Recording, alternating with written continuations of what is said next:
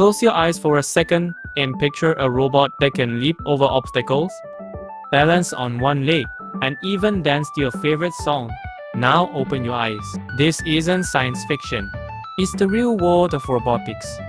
And it's more exciting than any video game. It all began with a curious engineer named Marc Raibert. As a young professor at MIT, Marc loved pogo sticks. He believed that if you could control a bouncing stick, you could control a walking robot. His lab team built tiny robots that hopped around the lab floor like hyperactive grasshoppers. Every bounce taught the machine how to stay upright. Years of trials followed, robots falling over, bouncing into walls, and even spilling coffee on the control panels. But Marc and his students never stopped. Their hard work led to BigDog, a quadruped robot that could carry heavy loads across rough terrain. Then came Cheetah, the fastest robot on four legs, sprinting at 28 miles per hour. And finally, Atlas, a humanoid robot that can balance on one foot, climb stairs, and pick up tools. Marc's dream was simple: build machines that move like animals. And you unlock possibilities for rescue missions, planetary exploration, and more. Meanwhile, another visionary named Rodney was changing the game of factory robots. At MIT and later at his own company, Rodney asked, what if robots could work side by side with humans safely?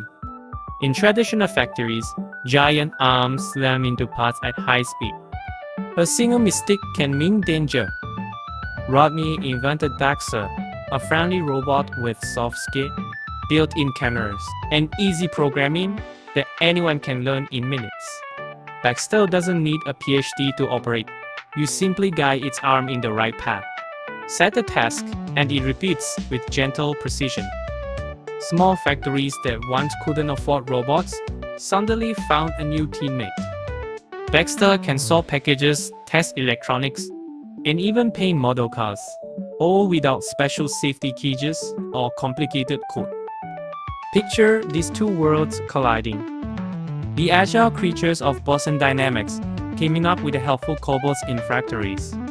Today, you can see Spot, a robot dog from Marc's team, walking through construction sites, inspecting bridges, and dancing on YouTube.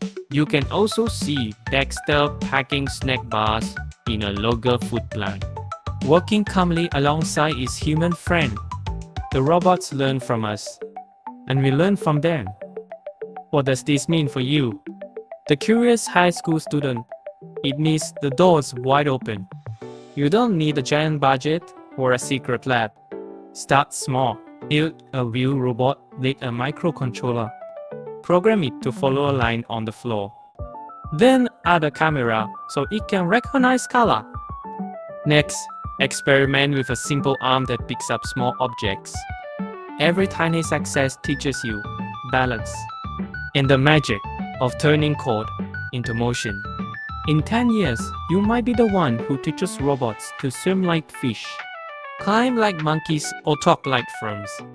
You might design a rescue robot that jumps over rubble after an earthquake, or a helper robot that cares for the elderly. The future of robotics waits for your idea, your spark, your daring. So grab your notebook, gather your tools, and let your imagination hop and build in the incredible world of robotics.